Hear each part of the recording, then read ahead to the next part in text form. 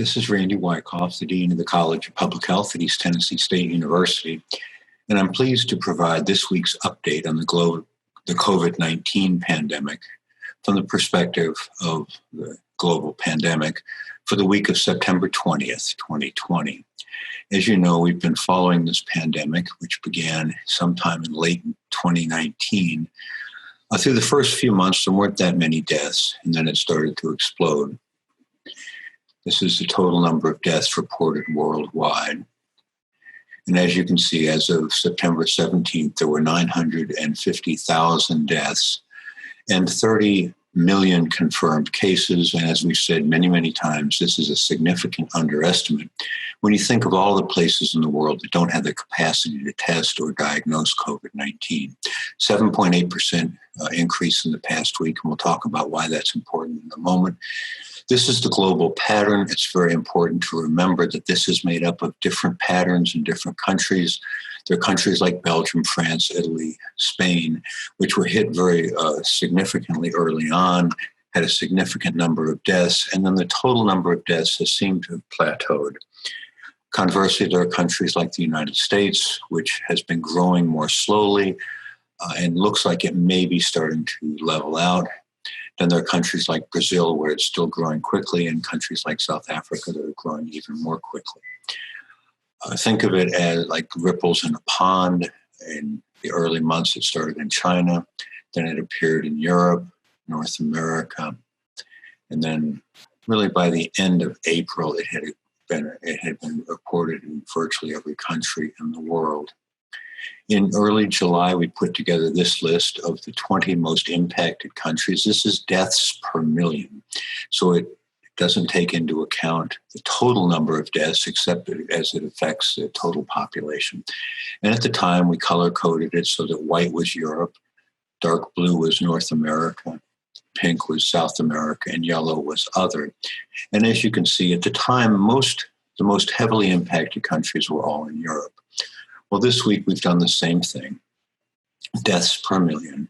We've color-coded it again, and you can see a changing pattern where now the most heavily impacted countries are in South America.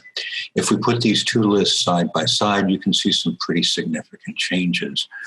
Peru, which wasn't even in the top 10 in early July, is now the most heavily impacted country in the world, having almost tripled. And now 5 of the top 10 are in South America. The U.S. has dropped from 7th in the world to 9th, but you can see we've had more than a 50% increase in the few weeks that have taken place since then. And now we're starting to see a little bit of a spread into countries outside of Europe, North America, and South America.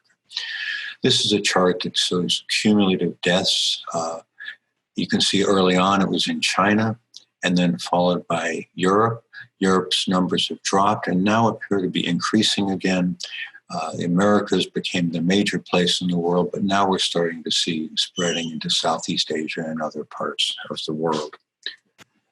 I thought I'd put together a list of the worst pandemics in recorded history. Now, obviously, going back a couple of thousand years, it's pretty hard to get accurate numbers of deaths. But on the left are the years of the pandemic. In the middle is what caused the pandemic. And on the right are the number of deaths. And you can see the most serious pandemic in terms of total deaths is tuberculosis, which began to appear in late 1800s. Early 1800s, and then has continued to the present with 1 billion reported cases.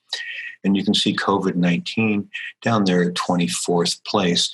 Now, that could be seen as good or bad, but actually, if you think about it, to be one of the 25 worst pandemics in recorded history in terms of death is pretty serious. But it's even more serious if you take a look at it in a slightly different way. And so I've highlighted the 3 pandemics that are still ongoing: tuberculosis, HIV/AIDS, and COVID-19. And while the total number of deaths are quite different, you can also see that the years of activity are quite different. And on any given year, about 1.5 million people die of tuberculosis, about 1 million people die of HIV/AIDS. And if you extrapolate our data out to the end of this year, about 1.25 million people will have died of COVID-19.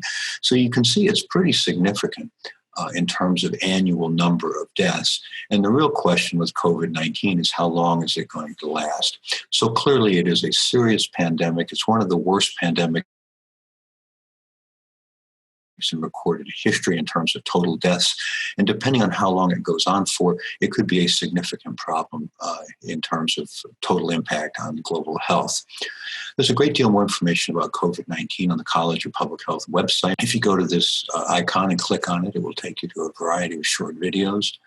If there's anyone that you know who would like to be added to our mailing list, please let Jan Stork know at this email address or phone number. I'd like to especially thank Melissa White for updating this week's slides and Dara Young for editing, producing, and posting these videos. If you have any questions or would like to see us address any particular topics, please let me know. I'd be happy to hear from you, and I'll be really pleased to try to find an answer to your questions. Thank you very much.